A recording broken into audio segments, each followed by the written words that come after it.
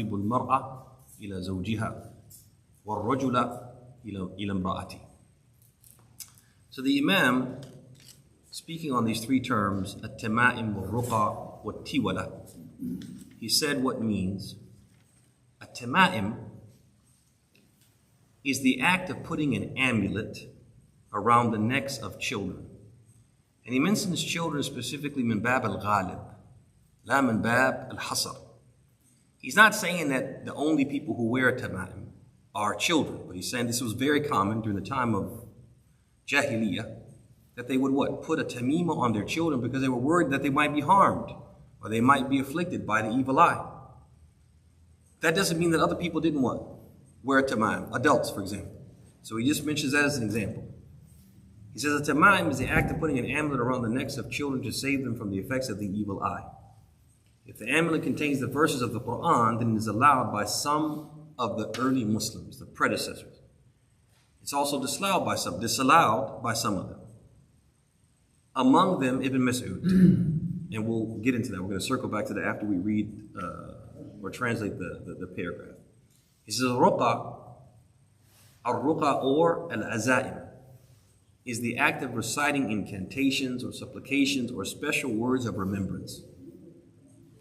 Those that are allowed are the ones in which there is no trace of a shirk, idolatry.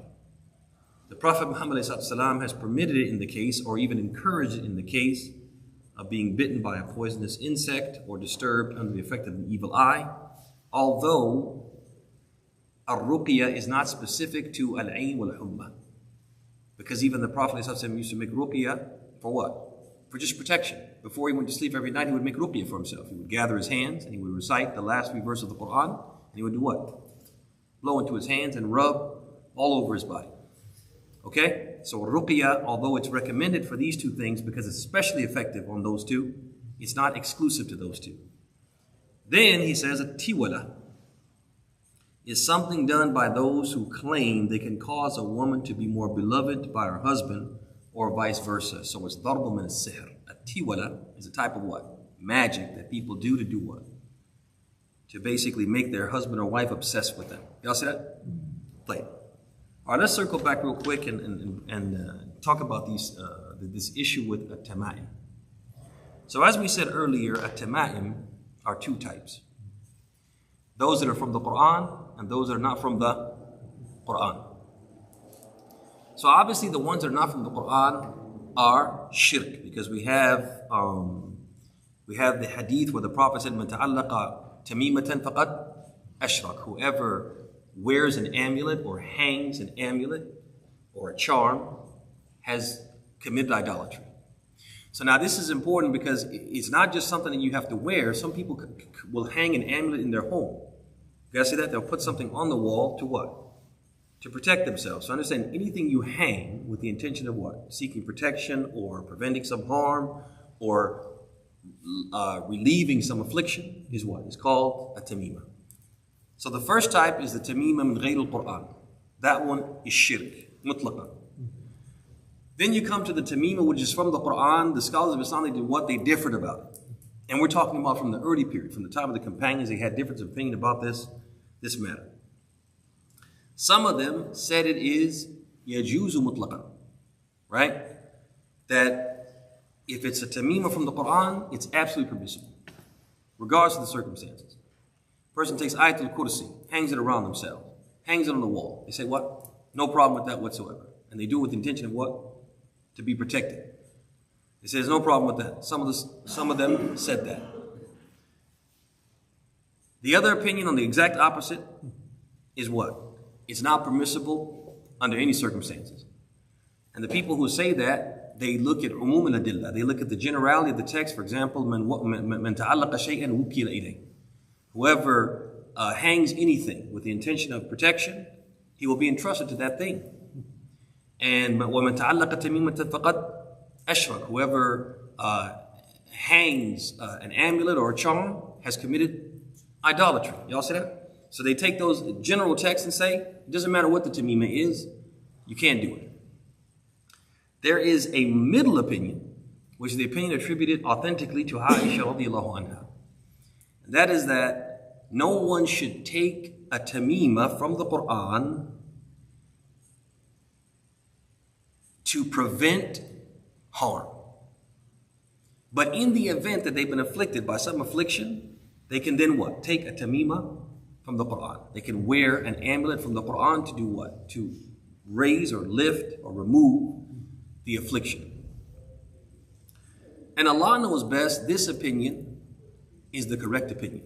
That one that's right, what? Right down the middle. Although all of these opinions are valid. And if somebody were to, for example, come to the masjid with a tamima, we wouldn't go to them and say, hey man, what you're doing is wrong. You should take that off or rip it off them. We wouldn't do that. You see that? Because all these opinions were held by what? By the early Muslims. And there was a type of difference of opinion where they agreed to disagree. Right? And none of them would refute or call the other person incorrect. But it seems like the opinion of Aisha is the best opinion. It's the opinion of what? Most of the scholars. Like for example, Ahmed, Ibn Abdul Barr, Ishaq ibn Rahaway. It's also the opinion of Ibn Taymiyyah, wa Tilmiduhu Ibn al-Qayyim. It's the opinion of many scholars. This moderate middle opinion.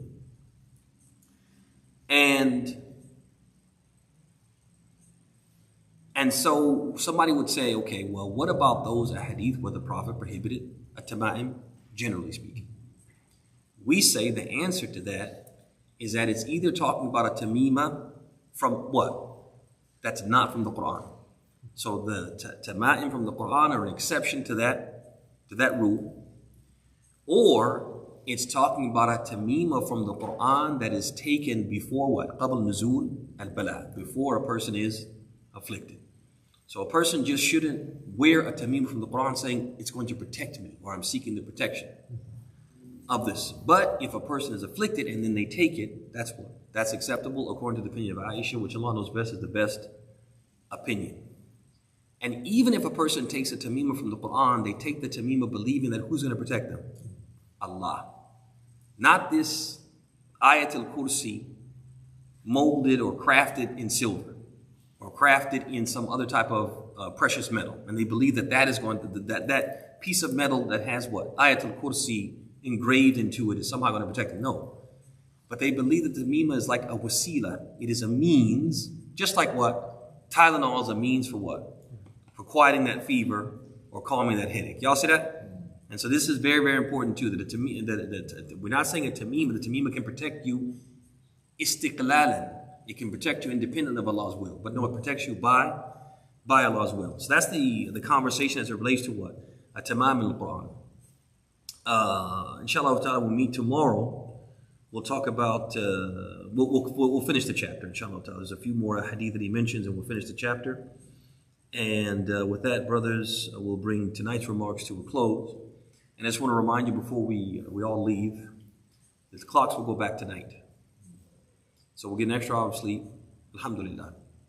But also will affect what? The prayer times. So tomorrow the Iqamah for Fajr will be 5:45. Technically 6:45, but the clocks go back, 5:45.